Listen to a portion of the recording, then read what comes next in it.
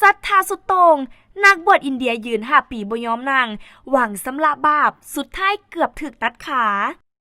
ข่าวดังในออนไลน์เมื่อสำนักข่าวต่างประเทศได้รายงานเรื่องราวสุดแปลกของนักบวชโยคีสาวอินเดียคนหนึ่งได้ตั้งศรัทธาว่าจะบ่นั่งและบ่นอนเป็นเวลา12 ปีเพื่อบำเพ็ญตบะและสำละล้างจิตวิญญาณโดยตลอด5 ปีที่ผ่านมาลาวได้ใช้ชีวิตด้วยการยืนตลอดเวลาซึ่งแม้แต่เวลานอนลาวก็อาศัยเอาเสื้อพยุงห่างไกไว้บ่ให้ล้มลง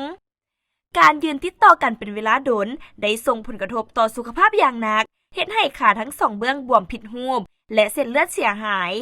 ทางแพทย์ได้เตือนว่าหากยังสืบต่อเหตุแบบนี้อาจเสี่ยงถึงขั้นได้ตัดขาทิ่มในอนาคต